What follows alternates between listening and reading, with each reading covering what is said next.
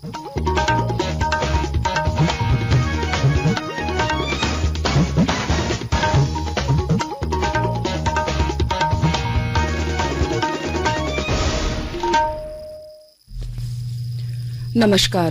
प्रादेशिक समाचार के साथ मैं नूतन लकड़ा। पहले मुख्य समाचार। पंजाब में प्रधानमंत्री की सुरक्षा में हुई चूक और लापरवाही पर कल उच्चतम न्यायालय में सुनवाई। पंजाब सरकार ने 2 सदस्यीय कमेटी बनाई। कोरोना के नए वेरिएंट ओमिक्रॉन का पता लगाने के लिए स्वदेशी आरटीपीसीआर किट को डीजीसीआई ने दी मंजूरी। 4 घंटे में मिलेगा टेस्ट रिपोर्ट। राज्य के परिवहन सचिव के सोन ने सभी जिला परिवहन पदाधिकारियों को दिया निर्देश। अभियान चलाकर राजस्व की करें वसूली। और मौसम विभाग ने राज्य में ठंड बढ़ने का दिया संकेत। पश्चिमी विक्षोभ के कारण 9 और 10 दिसंबर को बारिश का अनुमान। और अब समाचारों से पहले एक जरूरी संदेश। देश कोविड टीकाकरण अभियान के अंतर्गत 150 करोड़ टीका लगाने की दिशा में निरंतर आगे बढ़ रहा है। कोरोना वायरस का नया वेरिएंट मिलने से चिंताएं बढ़ी हैं। 15 से 18 वर्ष के किशोरों के लिए राष्ट्रव्यापी टीकाकरण शुरू हो गया है। आप सबसे हमारी अपील है कि यथाशीघ्र दोनों टीके लगवाएं तथा किशोरों सहित अन्य लोगों को भी टीका लगाने के लिए प्रेरित करें। कृपया इन 3 सरल उपायों का पालन अवश्य करें। मास्क पहनें, 2 गज की सुरक्षित दूरी बनाए रखें, हाथ और चेहरा साफ रखें। कोविड से संबंधित कोई भी जानकारी और मार्गदर्शन के लिए आप राष्ट्रीय हेल्पलाइन नंबर 0112397804 और 1075 पर संपर्क करें। इसके अलावा राज्य हेल्पलाइन नंबर 104 डायल कर समस्या का त्वरित समाधान लिया जा सकता है। महिला और बाल विकास मंत्रालय की चाइल्ड हेल्पलाइन है 1098। वरिष्ठ नागरिकों के लिए हेल्पलाइन 14567। मनोवैज्ञानिक सहायता के लिए निमहांस का नंबर है 0846110007। आयुष कोविड परामर्श हेल्पलाइन नंबर है 14443 और MyGov WhatsApp help desk number 90131515 पर व्हाट्सएप मैसेज भेजकर टीके का प्रमाण पत्र यथाशीघ्र डाउनलोड किया जा सकता है। और अब समाचार विस्तार से। पंजाब में प्रधानमंत्री नरेंद्र मोदी के काफिले को प्रदर्शनकारियों ने रोके जाने पर केंद्रीय गृह मंत्रालय ने संज्ञान लिया है। गृह मंत्रालय ने इसे प्रधानमंत्री की सुरक्षा में चूक और लापरवाही मानते हुए पंजाब सरकार से रिपोर्ट मांगी है। प्रधानमंत्री की सुरक्षा में चूक मामले पर कल उच्चतम न्यायालय में सुनवाई होगी। पंजाब सरकार ने इस मामले में कार्रवाई के लिए 2 सदस्यीय कमेटी का गठन किया है। मंत्रालय ने इस लापरवाही की जिम्मेदारी तय करने और दोषियों के खिलाफ कड़ी कार्रवाई करने को भी कहा है। गृह मंत्री अमित शाह ने कहा कि प्रधानमंत्री के दौरे में सुरक्षा प्रबंध में इस तरह की लापरवाही पूरी तरह से अस्वीकार्य है। इसकी जवाबदेही तय की जाएगी।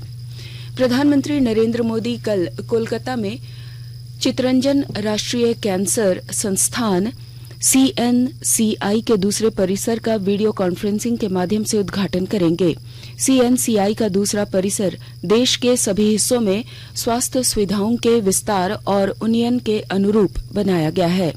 530 करोड़ रुपए की लागत से बने CNCI के दूसरे परिसर में केंद्र सरकार ने 400 करोड़ रुपए की सहायता राशि प्रदान की है। बाकी की राशि पश्चिम बंगाल सरकार ने दी है। इस कैंसर इंस्टीट्यूट के नए परिसर में सभी 460 बिस्तर अत्याधुनिक सुविधाओं से लैस हैं।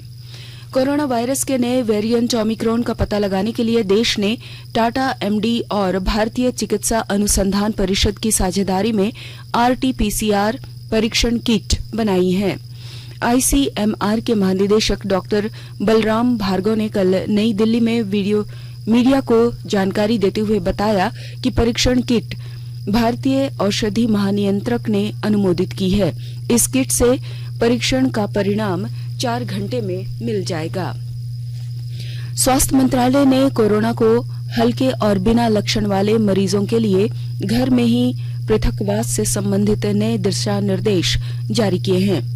दिशा निर्देशों के अनुसार कोविड रोगी को घर के अन्य सदस्यों से अलग रहने, विशेष रूप से बुजुर्गों और अन्य रोगों से पीड़ित लोगों से दूर रहना है। रोगी के लिए पल्स ऑक्सीमीटर और रक्त में ऑक्सीजन के स्तर की बराबर निगरानी रखने की सलाह दी गई है। देश में अब तक ओमिक्रॉन के कुल 2630 मामले सामने आ चुके हैं। स्वास्थ्य मंत्रालय ने कहा है कि अब तक 995 लोग संक्रमण मुक्त हो चुके हैं। राष्ट्रव्यापी टीकाकरण अभियान के तहत अब तक 148 करोड़ 67 लाख से अधिक कोविड रोधी टीके लगाए जा चुके हैं। स्वस्थ होने की दर 97.81% है। पिछले 24 घंटों में 90,928 नए मामले सामने आए हैं। अब तक 68 करोड़ 38 लाख से अधिक कोविड नमूनों की जांच की गई है। कल 14 लाख से अधिक नमूनों की जांच की गई। राज्य में कोरोना संक्रमण के मामलों में तेजी से बढ़ोतरी हुई है। पिछले 24 घंटों में 3,553 नए संक्रमित मिलने के साथ सक्रिय मामलों की कुल संख्या 10,990 पहुंच चुकी है। सिर्फ राजधानी रांची में कल 1,316 नए संक्रमितों की पुष्टि हुई है। फिलहाल कल राज्य में कोरोना से एक भी मौत का मामला सामने नहीं आया है। स्वास्थ्य विभाग ने बताया कि पिछले 24 घंटों में राज्य में कोरोना से 244 लोग स्वस्थ हुए हैं। झारखंड में कोरोना से स्वस्थ होने की दर 95.53% है। इधर राज्य भर में 3 करोड़ 5 लाख से अधिक लोगों को कोविड टीके की डोज दी जा चुकी है। 15 से 18 वर्ष के किशोरों को कल तक 1,33,850 टीके लगाए जा चुके हैं। अमृत महोत्सव के तहत आकाशवाणी के साप्ताहिक क्विज में आइए आप भी शामिल हों। आजादी के 75 वर्षों का पर्व अमृत महोत्सव प्रत्येक बुधवार शाम 7 बजे प्रसारित होने वाले प्रादेशिक समाचार के दौरान पूछे गए प्रश्न का सही उत्तर देने वाले एक प्रतिभागी इनाम का हकदार होगा। इसके लिए सुनते रहें आकाशवाणी रांची का प्रसारण।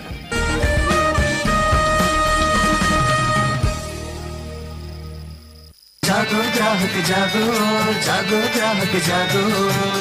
आजादी का अमृत महोत्सव के लिए सभी उपभोक्ताओं को शुभकामनाएं। हॉलमार्क सोने की शुद्धता सुनिश्चित करता है। हमेशा हॉलमार्क वाले सोने के आभूषण खरीदें।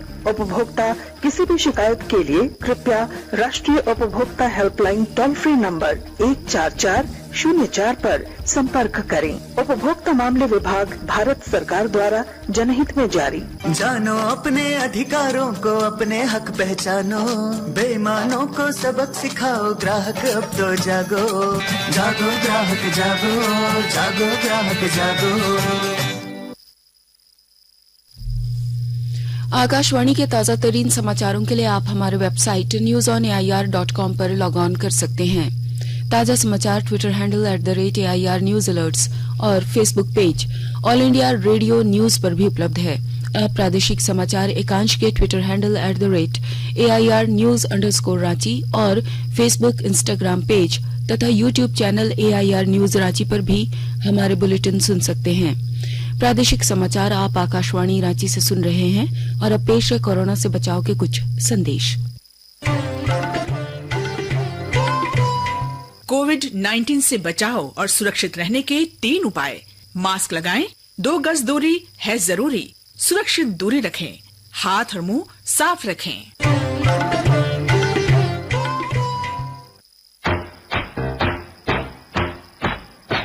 चलो मिलकर एक शुरुआत करें, चलो एक फैसला आज करें।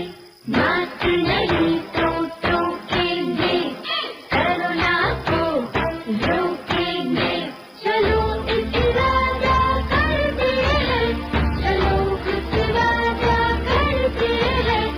मास्क नहीं तो टोकेंगे, कोरोना को रोकेंगे। भारत सरकार द्वारा जनहित में जारी। प्रादेशिक समाचार में आपका एक बार फिर स्वागत है। राज्य के परिवहन सचिव के सोन ने सभी जिला परिवहन पदाधिकारियों को स्पष्ट निर्देश दिया है कि अभियान चलाकर राजस्व वसूली करें। वैसे वाहन जो बिना प्रदूषण प्रमाण पत्र ओवरलोडिंग करके चल रहे हैं उनकी जांच कराई जाए। श्री सोन ने टैक्स डिफॉल्टर से वसूली करने का निर्देश दिया है। इसकी सूची पूर्व में ही विभाग ने सभी जिलों को उपलब्ध करा दी है। कोरोना के कारण पिछले वर्ष की शुरुआत में 3 माह में काफी कम राजस्व की वसूली हुई है। भारत निर्वाचन आयोग के निर्देश पर राज्य निर्वाचन आयोग ने मतदाता सूची के विशेष संक्षिप्त पुनर्निरीक्षण कार्यक्रम 2022 के तहत झारखंड की संशोधित मतदाता सूची का प्रकाशन किया है।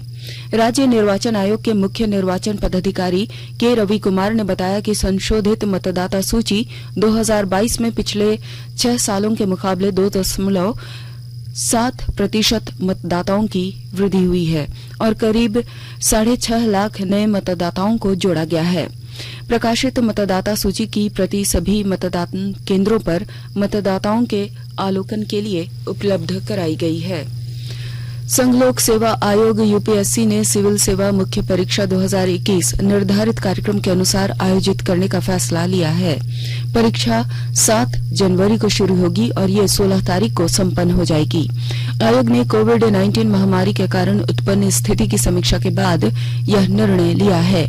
आयोग ने राज्य सरकारों से कहा है कि वे परीक्षार्थियों की बिना रोक-टोक आवाजाही को सुनिश्चित करें।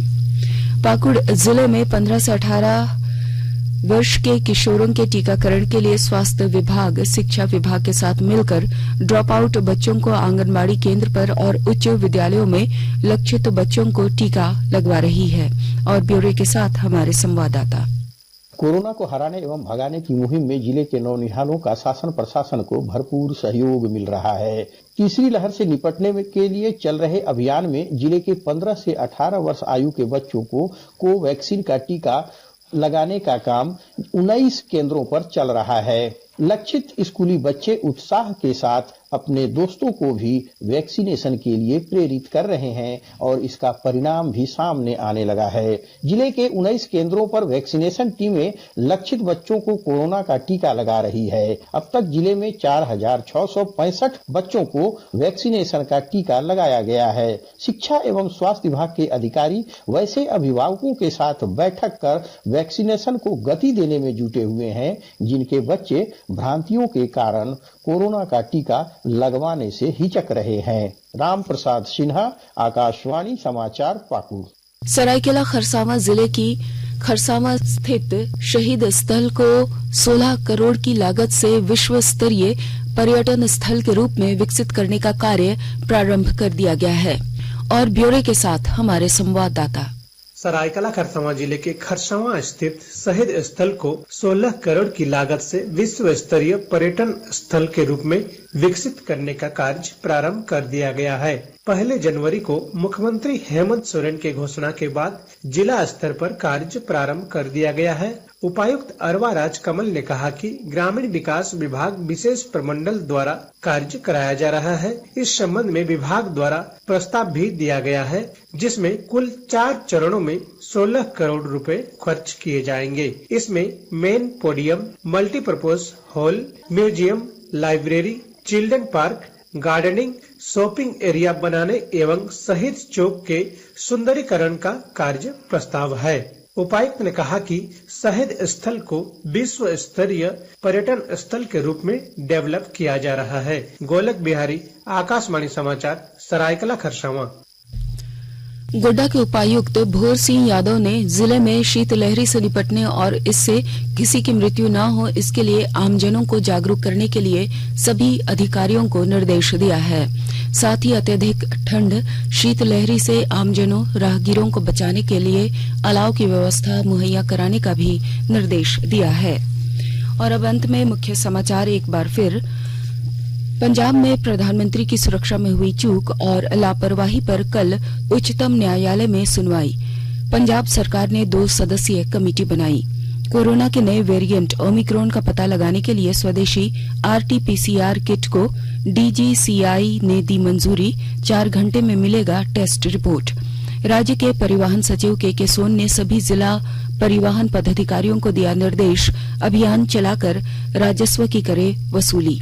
और मौसम विभाग ने राज्य में ठंड बढ़ने का दिया संकेत, पश्चिमी विक्षोभ के कारण 9 और 10 दिसंबर को बारिश का अनुमान। इसके साथ ही आकाशवाणी रांची से प्रादेशिक समाचार का ये बुलेटिन समाप्त हुआ। नमस्कार।